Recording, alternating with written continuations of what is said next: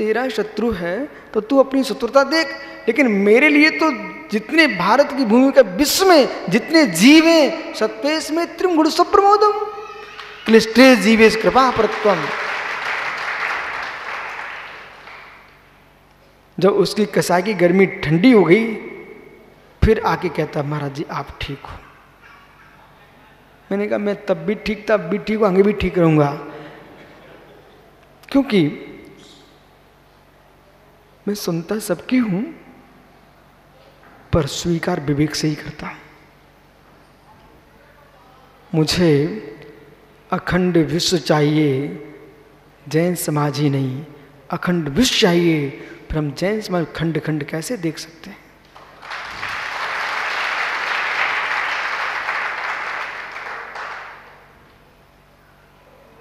आज मधुबन में पारस सारे ग्रुप एक साथ बैठते हैं।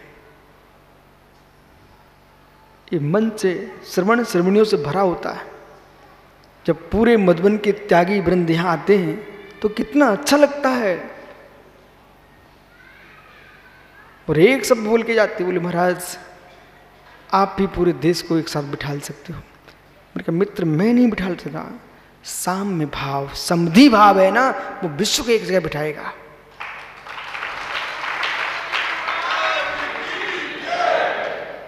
सबको लेके चलना है तो कहीं अपना भी अपमान स्वीकार करना पड़ेगा। सबको लेके चलना है तो सुख सुख सुविधाएं भी छोड़ना पड़ेंगी। और जो अपने लिए बिल्कुल नहीं सुख नहीं छोड़ना चाहता, सुब्रत सागर अपने डायरी पे लिख रहे हैं, वो कभी आचार्य नहीं बन के जी पाएंगे। क्यों? आचार्य बनने के लिए कई बार अपने सुख छोड़ना पड़ेंगे आपको।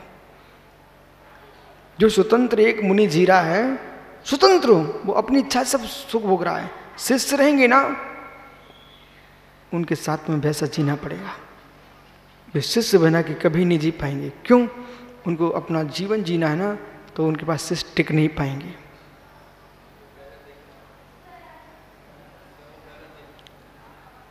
आगम कह रहा है जिनको दीक्षा दी है उनके आहार के बारे में भी तुम्हें विचार करना पड़ेगा, इनका आहार हुआ कि नहीं। अब किसी को व्यक्तिगत ऐसा लगता है कि मेरे पास दृष्टि नहीं जा रही है, ये उसकी भूल है। आवश्यकता नहीं है कि जिसको डांट पड़ रही है तो स्नेह नहीं है। डांट रहे इसका मतलब ही स्नेह है, क्योंकि मैंने घी की टीन में डांट लगते देखा है। घी की टीन में मैंने डांट लगते देखा है। पारस स्वामी घी की टीन में डांट नहीं लगाएगा तो घी बर्बाद हो जाएगा। इसलिए शिष्यों को समझाना गुरु का धर्म है। घी की टीन में मालूम, घी से लबालब भरी टीन कनिस्टर, उसमें कोई सोने की डांट नहीं लगती। खेत की काली मिट्टी ला करके और मालूम कपड़ा ला करके, इतने ही नहीं नीम की कड़वी लकड़ियां ला करके ऐसे फंचट बना करके और उसके अंदर से भर करके फिर मिट्टी धो देते हैं। एक बार तुम्हारी बिल्डिंग खुल जाए लेकिन मिट्टी की डांट नहीं खुलती। फिर कनिस्टर के कनिस्टर जाते रहे पीपे के पीपे घी के भर करके। देखिए आपने घी की डांट देखिए, किसने देखी? हाँ, मतलब मैं इसलिए पूछ लेता हूँ कि ये हमारे पुरुष सागर जैसे लोग हैं ना, इन लोगों को प्रमाण देना पड़ता है, क्योंकि इन्हें देखा नहीं तो मानते भी नहीं है। फिर मतलब जो लोगों ने देखा नहीं है उसे मानना नहीं चाहते हैं, ये कभी सर्वज्ञ की सिद्धि नहीं कर पाएंगे। फिर चक्र जैसे लोग ऊपर आ जाएंगे। इसलिए ज्ञानी घी की टीन में डांट लगती है और ऐसे रख दिए जाते हैं, लेकिन वो डांट खुलती नहीं, क्योंकि उसके अंदर इतनी लाल नहीं काली मिट्टी भरी जाती है। वो काली मिट्टी भर दी है, अब वो डांट खुलने वाली नहीं है। ऐसे ज्ञानियों जिसमें गुण होते हैं, घी में स्नेह है ना इसलिए डांट लगती है, और जिसमें गुण होते हैं उसी में मित्र डांट लगती है।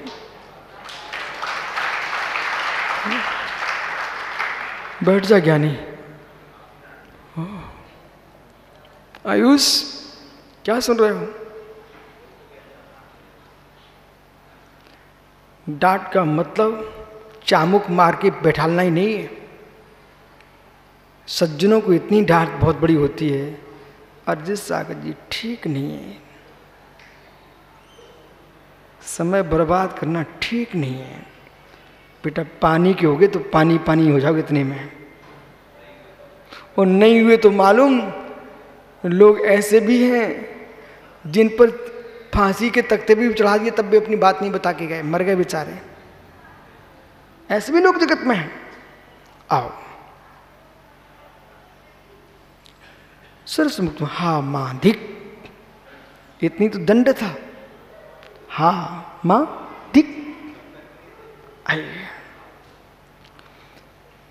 तो यह सर्वसंग मुक्त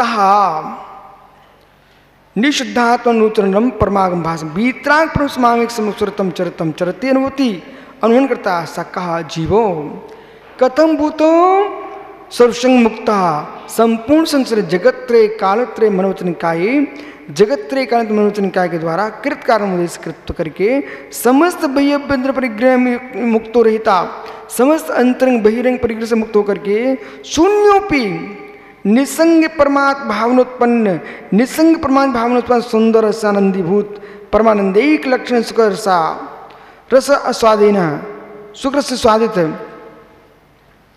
तो यहां पर कहा कापोत लेसा प्रवृत्ति, ये कापोत लेसा बहुत खोटी लेसा है। कृष्णलील तो है ही, परंतु खोटी लेसा में अंतिम खोटी लेसा कौन है? कापोत लेसा। दृष्टि श्रुत अनुभूत, देखे हुए सुने हुए अनुभव किए भोगा कांचादि समस्त प्रभावोत्पन्न संपूर्ण प्रभाव से उत्पन्न विकल्प जार रहित तत्व ना, विकल्प जार से रहित होकर के एकाग्र मन होकर के पुनः किम करोती, क्या करते हैं? जान दी जानाती सुपरिचिति कारणोपलब्धते, सुपरिचिति कारणों उपलब्धते कारण को प्राप्त होकर के पश्यति देखते हैं, निर्विकल्प रूपेण अवलोकयति, निर्विकल्प अवलोकन नियदम निश्चितम कम किसको? निज आत्मानम, अपनी निज सुखी आत्मा को कैन कृत्वा क्या करके निर्विकल्प चेतन चमत्कार प्रकाश से नीति, निर्विकल्प चेतन चमत्कार प्रकाश से तथा सम विशुद्ध ज्ञान दर्शन लक्षण जीव स्वभावे, विशुद्ध ज्ञान दर्शन लक्षण जीव स्वभावे निश्चल अवस्थान मोक्ष मार्ग, जो निश्चल अवस्थान है इसका नाम मोक्ष मार्ग है। इस मोक्ष मार्ग में रहने के लिए अंदर की इच्छाओं को पूर्ण शून्य करना पड़ेगा, पूर्ण शून्य करना पड़ेगा। कई बार जिसमें तुमको अधिकार दिखते हैं उन अधिकारों से गदिया सुरेश भैया शून्य होना पड़ेगा। जिस दिन अधिकार की दृष्टि खुल गई ना, उस दिन तुमको अधिकार दिखेंगे, विशुद्धि बंद हो जाएगी। विश्वास ना तो करके देख लो।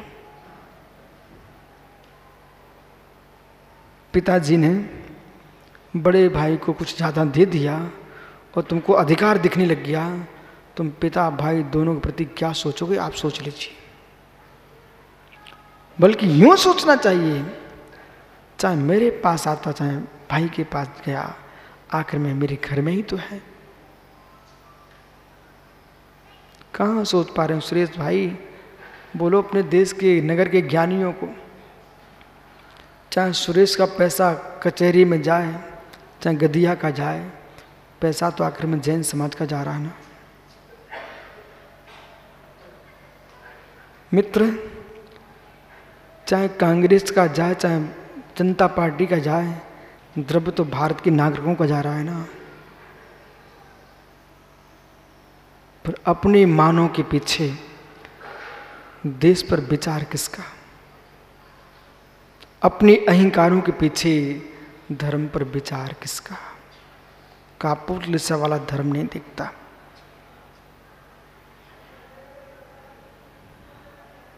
विराट विशाल बुद्धि चाहिए, इसलिए मुनि बनना पड़ेगा। मुनि बन के मुनि बनना पड़ेगा। जिसमें राग द्वेष नहीं होता। सागर भैया, भगवान बनने के पहले मुनि भगवान बन के रहना है क्या आपको? बेटा यदि रहना है तो कोई संस्था मत खोलना। अपने गुरु जैसा जीना चाहो तो मेरी इतनी सी बात मान लेना कि तुम अपने जीवन में सोचना मत कि जो तुम्हारा आनंद है, जिस दिन तुमने कोई ग्रुप बनाया, समाज दिखेगी नहीं, तुमको ग्रुप दिखेगा, और जो कुछ करो ग्रुप से करोगे फिर बदनाम होगे। 24 घंटे भाव रहेगा। यदि निर्मल गोंदिया तुमको लेके गया अपने गांव, पर तुम्हारे मन में भाव ही रहेगा इधर मेरे ग्रुप में चला जाए, पारस ऐसा ही होगा। तुम्हारे मन में भाव रहेगा ये मेरे ग्रुप वाले लड़के आगे हो जाएं, उसका परिणाम में निकलेगा समाज के बहुसंख्यक लोग आपसे दूर होना प्रारंभ हो जाएं। क्यों? क्योंकि गुरुजी तो ग्रुप को ही देखते हैं। 32 साल में कितने ग्रुप बना सकता था मैं, पर मैंने ग्रुपों की लड़ाई देखी है। हाथ में छुरी चाकू लिए सुब्रत सागरी 1900 ये मस्जिद जब गिरी थी, वो कौन सा सन था?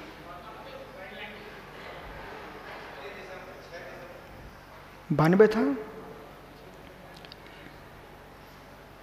और सोच लो कौन सा दिन था? सन 92 था। सुनिए अब ध्यान से, वही दिन था जब लाहौर में एक जैन मंदिर को गिराया गया था। चक्रेश, मैं साहिगढ़ में था, शीत वाचना चल रही थी, आचार्य के साथ था। 2 ग्रुप आपस में विसंवाद को प्राप्त हुए। कोई बाहर के नहीं थे, समाज में जो ग्रुप बन जाते हैं ना, बैंड और क्लब, एक ग्रुप दूसरे ग्रुप को मंडल थे, बोले मेरा बैंड बजेगा, मेरा बैंड बजेगा।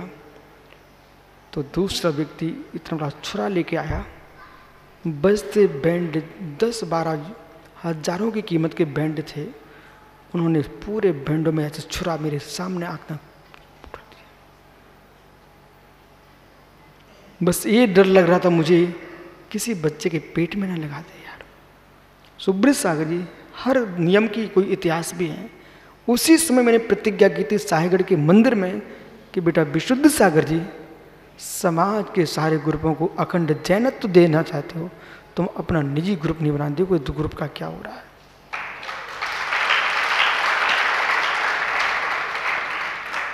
दोनों यूथों में बच्चे कोई बाहर के नहीं थे। एक भैया इस ग्रुप में था, दूसरा भैया उस ग्रुप में, घर घर के ही लड़के थे बेटा। इसलिए महाराजों से मेरा कहना है, समाज का अखंडता बना के चलना है, अपने निजी ग्रुपों को बंद करो, अखंड समाज को देखो, तो तुम्हारा धर्म प्रभावना होगी। अन्यथा आपकी निजी प्रभावना के जो ग्रुप बना के बैठ रहे हो ना, इससे खंड खंडपना फैलता है।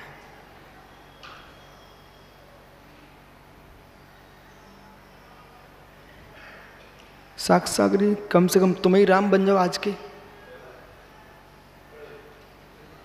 बहुत अच्छा। अरे मैं वहीं बात करता हूं जहां संभावना दिखती है।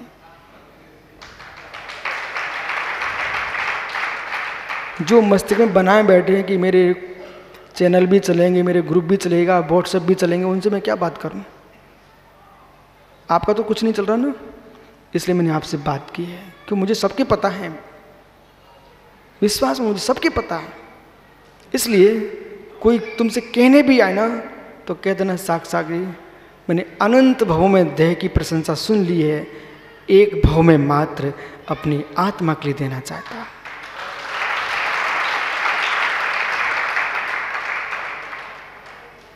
अन्यथा विश्वास मानो, मैंने इतनी साधना के काल में जहां तक देखा है, जिन महाराजों ने संस्था बनाई चंद दिन के बाद भी बदनाम हुए हैं।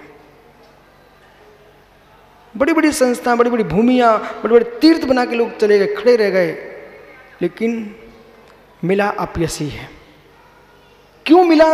क्योंकि हमारे साधना के बाहर काम किया इसलिए अपयश मिला। साधना से कभी अपयश नहीं मिलता, राग द्वेष बनता है, राग द्वेष बनता है। ये मेरे तेरे, इसलिए हम आप लोगों को एक ही शिक्षा देते हैं, तुम भले विशुद्ध सार के शिष्य हो, लेकिन 3 कम 9 कोटि मुनिराज तुम्हारे भीतर के गुरु हैं। ऐसी शिक्षा देश के संपूर्ण आचरणगण देने लग जाएं तो हमारा जैनत्व तो अखंड फैल जाए।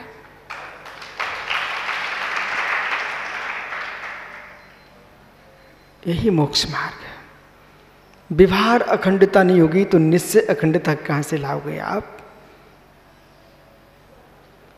तालाब है नहीं है, पानी है नहीं है, तालाब है नहीं है, पानी है नहीं है, और राजू पांड्या कमल के कमल गट्टे खाना चाह रहा है।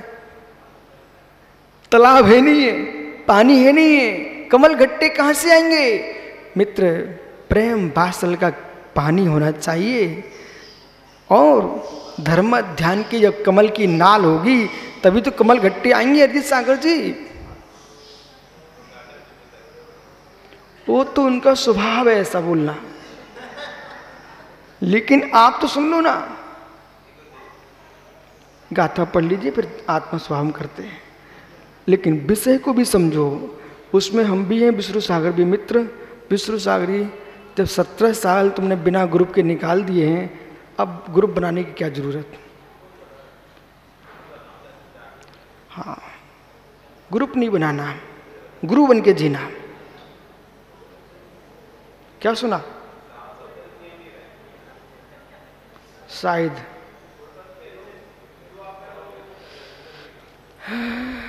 सुचरितम प्रवृत्ति प्रतिपादनार्थ महा, सुचरित की प्रदान के लिए गाथा सूत्र कहते, फिर आगे विचार करेंगे। चरियम चरदि संगम जो सो पर दपरी दप्पा दंसेनाभियप्पम अभियप्पम चरदि अप्पादो